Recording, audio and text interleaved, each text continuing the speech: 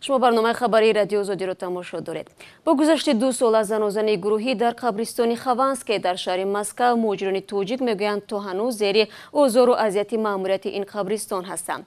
اخیراً با شکایت پاسبانان این قبرستان، 2 مهاجر توجیک که به رنگبار و تمیزکاری قبرها مشغول بودند 15 شبانه روز حبس شدند.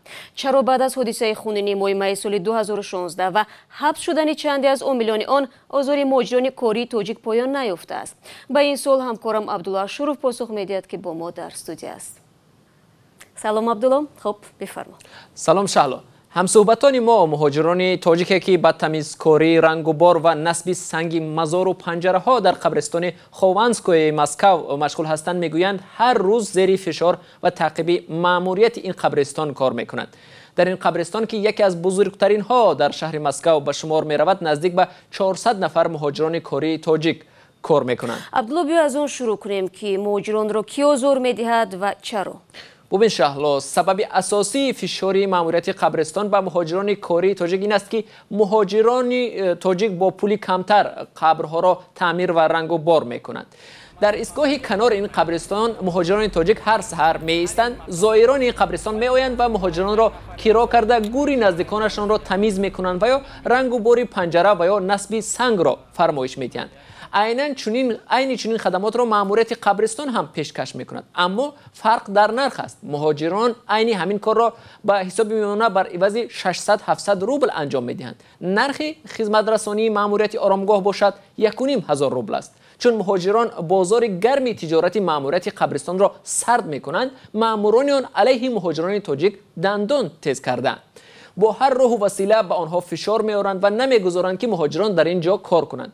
هرچند زائران و مردمان محلی از خدمت رسانی مهاجران بیشتر استفاده میکنند. آزار و اذیت گفتی عبدالله، چی نوع اذیت است؟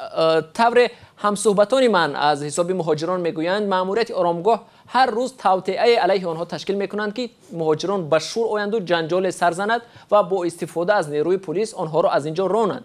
اخیراً 2 نفر پاسبان این قبرستان ضد 2 نفر از مهاجران تاجیک، ذبح‌الله فیض‌الله و اسماعیل عبدالحلیموف، به دادگاه شکایت بردند که گویا مهاجران آنها را دشنام دادند.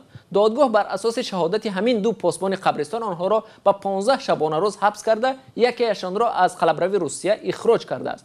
مهاجران میگویند این یک نوع انتقام ماموریت قبرستان است، چون اسماعیل عبدالرحیموف از حقوق کارگران تاجیک اینجا حمایت میکرده است. خب 2 سال پیش در همین قبرستان زنازنی سر زده بود، یعنی معلوم می شود که وضعیت همانی که بود باقی مانده است و دیگر نشده است. بله، نه تنها وضعیت دیگر نشده است شهلا، بلکه مهاجران میگویند هنوز هم آدمان یوری چبویف در این قبرستان راهبری میکنند و دوباره سر زدن چنین یک جنجال خونین از احتمال دور نیست.